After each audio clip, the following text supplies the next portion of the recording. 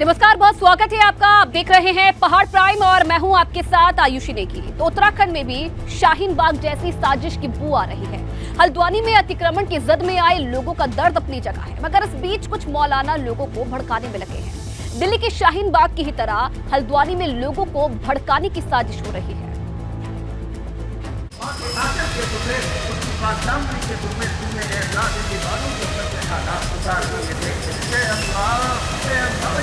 हल्द्वानी के बनभूलपुरा में अतिक्रमण के खिलाफ एक्शन शुरू होते ही लोगों को भड़काने का काम शुरू हो चुका है।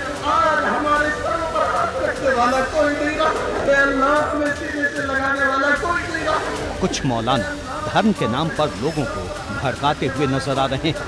ये वीडियो हल्द्वानी शहर का बताया जा रहा है, जिसमें कुछ मौलाना लोगों को धर्म के नाम पर इमोशनल कर उकसाते नजर आ रहे हैं।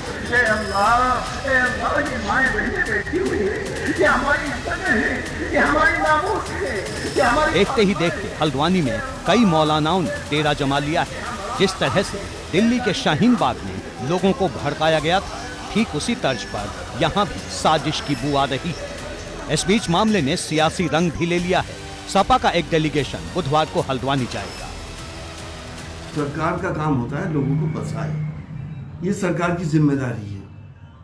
इतने दिनों से लोग रह रहे थे वहाँ पे, अब एक बहुत बड़ी त्रासदी हो जाएगी अगर वो 50,000 लोग बेघर हो गए थे। इसलिए हम वो हालात देखेंगे और बात करेंगे, अधिकारियों से भी बात करेंगे कि कोई दूसरा हल निकालें, और अगर ज़रूरत पड़ी तो हम रेल मंत्री से जाके खुद मिलेंगे, प्रधानमंत्री को भी इसका लेटर भेजा जाएगा।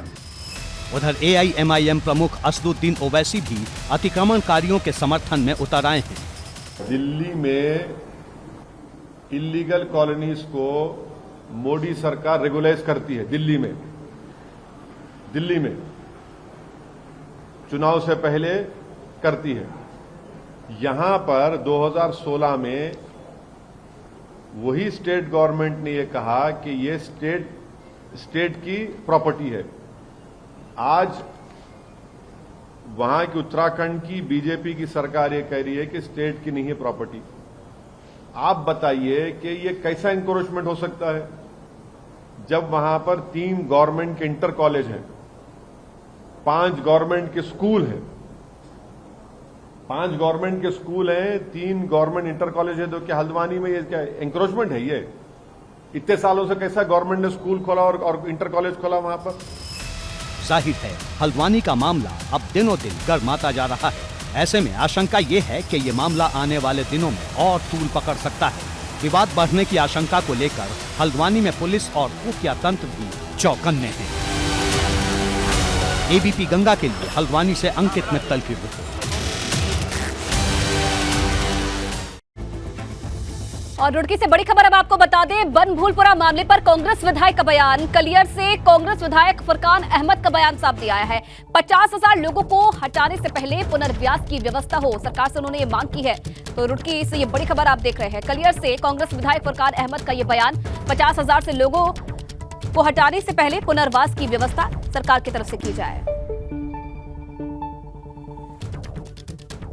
किसी को उजाड़ने से पहले उन्हें आवाज़ देना चाहिए, क्योंकि आज गरीब गुरबा बहुत से बेचारे गरीब हैं, वे कहाँ जाकर रहेंगे। तो उसमें कुछ हमारे जो सांसद जी हैं, इमरान प्रताप गढ़ी जी, और भी सुप्रीम कोर्ट भी गए।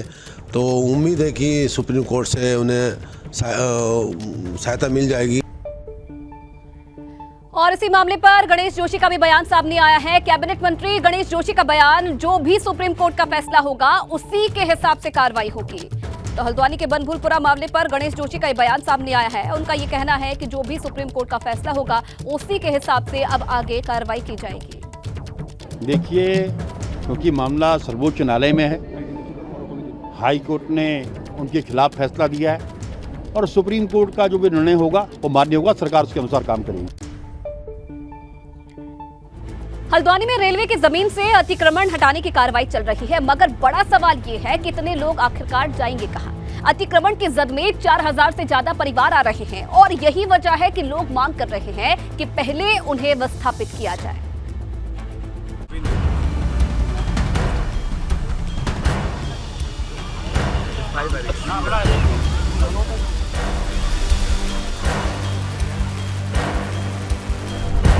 हल्द्वानी के बनभूलपुरा में रेलवे और आम लोग आमने सामने आ गए हैं। इलाके का संयुक्त सर्वे कराने के बाद अब 4000 से ज्यादा घर चिन्हित किए गए हैं। लोगों का कहना है कि वो इस जगह पर काफी समय से रहते आ रहे हैं। चुनाव में वोट देने से लेकर सरकार को टैक्स देने तक में हर जगह उनकी भागीदारी है, इसलिए अब उन्हें लावारिस क्यों माना जा रहा है।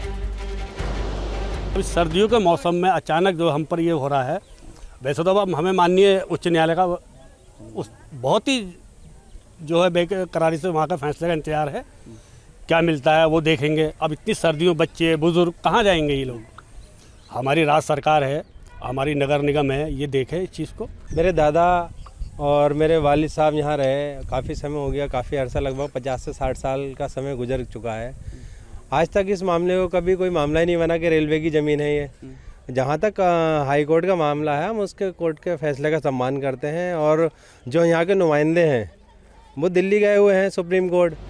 उधर प्रशासन की कार्रवाई के खिलाफ लोग विरोध कर रहे हैं। लोगों का कहना है कि अगर सरकार अतिक्रमण हटाना ही चाहती है तो सबसे पहले उन्हें विस्थापित किया जाए। ये 1993 में मैंने ये दीवार बनवाई रेलवे की, मैं इसके नीचे रहता हूँ।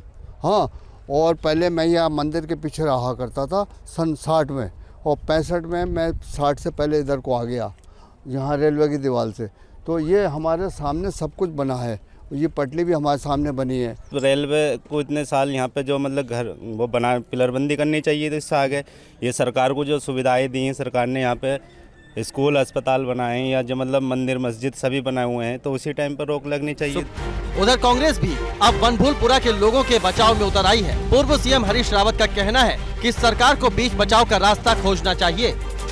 52,000 लोगों को इस कड़कड़ाती ठंड में आप सड़क में रखेंगे, जिसमें बच्चे भी हैं, गर्भवती महिलाएं हैं, वृद्ध महिलाएं हैं, वृद्ध पुरुष हैं।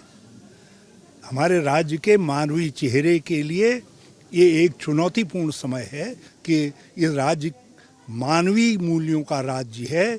इस राज्य की को केवल कानून की लकीरों से मत बांधिए, हस्तक्षेप करिए और उन लोगों के घर टूटने से बचाइए।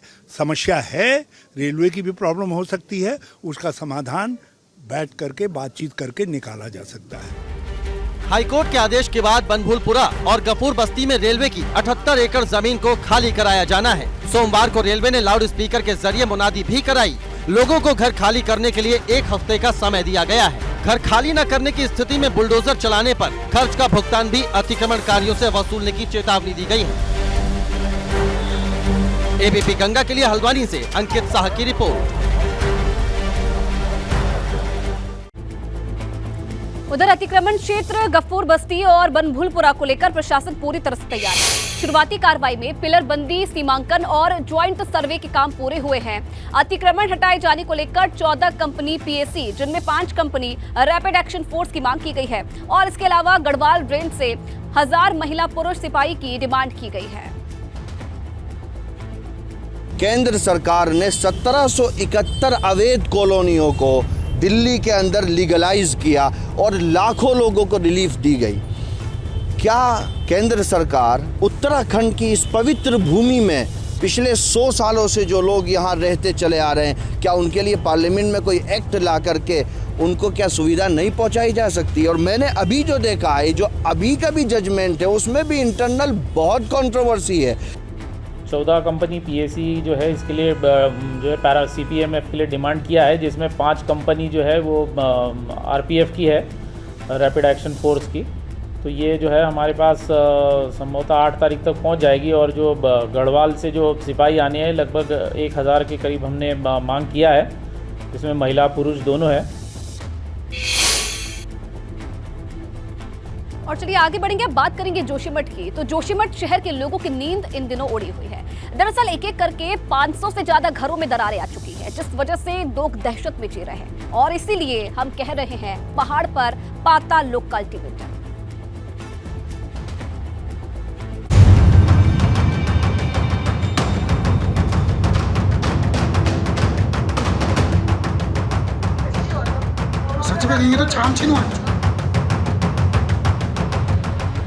जोशीमठ शहर तबाही के मुहाने पर खड़ा है। एक एक कर शहर की 500 से ज्यादा घरों में दरारें आ चुकी हैं, तो वहीं होटलों में भी लगातार दरारें आ रहे हैं। लोगों को लगता है कि घरों में दरारें आने का सबसे बड़ा कारण एनटीपीसी का तपोवन विष्णुगढ़ प्रोजेक्ट है, जिसकी सुरंग की वजह से दरार आ रही है।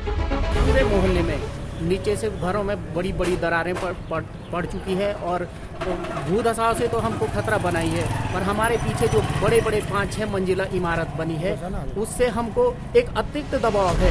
मगर इस पर वैज्ञानिकों की अलग ही राय है। वैज्ञानिकों को लगता है कि शहर का ड्रेनेज सिस्टम सही से काम नहीं कर रहा है। टुकराने के लिए एक टेम्परेरी हम व्यवस्था कर सकते हैं और वो हम जल्द ही करेंगे। दूसरा, उनको पुनर्वासित किया जाए दूसरे जगह पर, उसके लिए हमें जगह देखनी पड़ेगी और जगह देखने के बाद वो सुरक्षित जगह मिल जाती है तो जिन घरों को तत्काल विस्थापित किए जाने की आवश्यकता है वो हम करेंगे। कितने लोग सर एग्जैक्ट नंबर अभी हम 15 तारीख तक हमने डीएम को कहा है कि एग्जैक्ट नंबर हमें चाहिए, कहाँ किन किन जगहों पे कौन कौन से घरें हैं जहाँ पर कि क्रैक्स इतनी ज़्यादा है कि रहना वहाँ पर उन घरों में निवास करना डरावना हो सकता है। खतरा दिनों दिन बढ़ रहा है। ऐसे में वैसे लोगों को सबसे पहले शिफ्ट किया जाएगा जहाँ पर दरारें ज़्यादा हैं। पत्र भेजा गया है, उसमें इस बात की भी चर्चा की गई है कि वहाँ पर जो कंस्ट्रक्शन हो रहे हैं थोड़े अनप्लान्ड तरीके से हो रहे हैं, क्योंकि भूमि काफ़ी लूज़ है, मिट्टी लूज़ है, वहाँ पर कंस्ट्रक्शन प्लान तरीके से हमें करना चाहिए। कई जगह होटल बताया गया है कि 7-7 मंजिल का होटल बना दिया गया है। वो भी एक भूमि पे लोड क्रिएट करता है और भूमि उतनी लोड लेने के लिए वो तैयार नहीं है, तो हमें उस पर भी हमें निगरानी रखने की आवश्यकता है। उसके लिए हम एक अलग से बैठक करेंगे, उसमें निर्णय होगा कि क्या हमें कंस्ट्रक्शन को प्लान्ड वे में करना चाहिए। चिंता इस बात को लेकर है कि कहीं जोशीमठ शहर जमींदोज ना हो जाए। इसी वजह से कितने ही लोगों को घर खाली करा दिए गए हैं। एहतियात के तौर पर जोशीमठ के होटलों में यात्रियों के रुकने पर रोक लगा दी गई है। एबीपी गंगा के लिए जोशीमठ से रणजीत रावत के साथ देहरादून से अजीत सिंह राठी की रिपोर्ट। तो जोशीमठ के साथ साथ टिहरी के लोगों की भी नींद उड़ गई है। खेतों में दरारें पड़ने से लोगों में दहशत का माहौल है। लोगों का कहना है कि ऋषिकेश कर्णप्रयाग रेल लाइन की सुरंग की वजह से दरारें आ रही है और लोगों की मांग है कि सरकार को उन्हें नुकसान का मुआवजा देना चाहिए।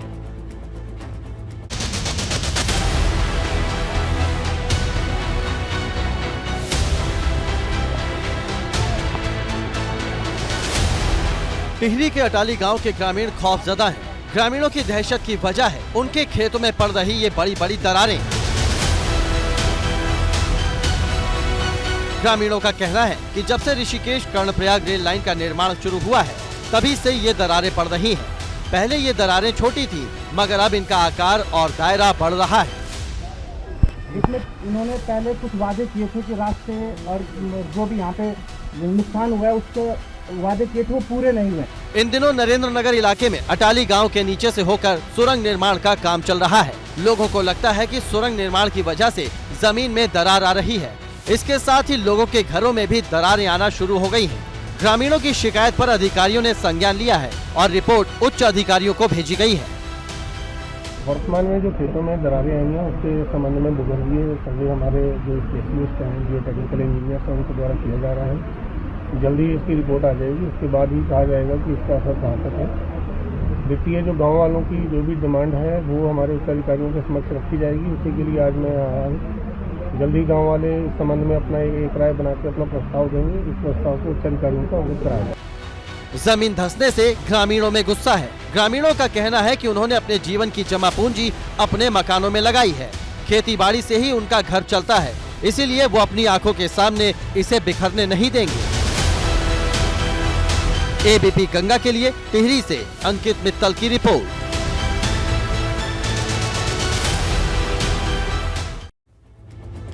और चलिए अब रुख करेंगे कुछ और खबरों का। देहरादून से बड़ी खबर आपको बता दें, पूर्व सीएम हरीश रावत ने निकाली पदयात्रा। बेरोजगार युवाओं के साथ नंगे पांव चले हरीश रावत। डिस्पेंसरी रोड से गांधी पार्क तक मूर्तियों पर माल्यार्पण किया। विधानसभा के बर्खास्त कर्मचारी भी हरीश रावत के साथ इस दौरान मौके पर मौजूद रहे। ये तस्वीरें आप देखिए, बेरोजगार युवाओं के साथ आज पैदल मार्च किया हरीश रावत ने और विधानसभा के बर्खास्त कर्मचारी भी उनके साथ इस दौरान मौजूद रहे। बेरोजगार लड़के लड़कियां जो जिंदगी के प्रत्येक दिन जिनके लिए बहुत ही कष्टपूर्ण होते जा रहे हैं, जिनको सरकार भटका रही है, जिनको कोई रास्ता दिखाने के बजाय उनको नाना प्रकार से सताया जा रहा है। जितनी नौकरियां दी नहीं जा रही हैं उससे ज़्यादा लोगों को नौकरी से बाहर किया जा रहा है। और भी बहुत सारे ऐसे कदम हैं जिन कदमों से दुखी होकर के मैं और कुछ नहीं कर सकता। और इधर बढ़ती महंगाई के विरोध में उत्तराखंड में कांग्रेस कार्यकर्ताओं ने प्रदर्शन किया। देहरादून और हरिद्वार में कांग्रेस का प्रदर्शन देखने को मिला। कांग्रेस का कहना है कि गैस सिलेंडर, तेल और खाने पीने की दूसरी चीजें महंगी होती जा रही है, मगर सरकार आम आदमी को राहत देने के मूड में नहीं है।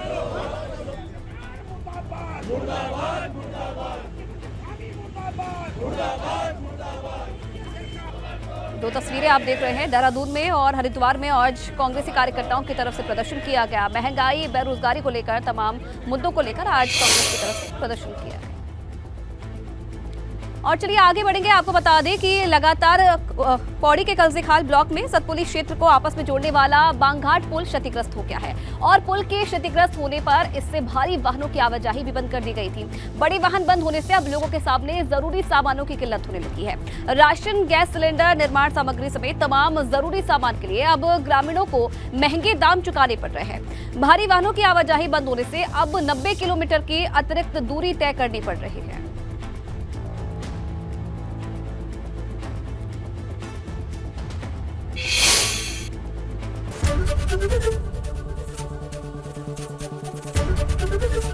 एबीपी गंगा, खबर आपकी, जुबान आपकी।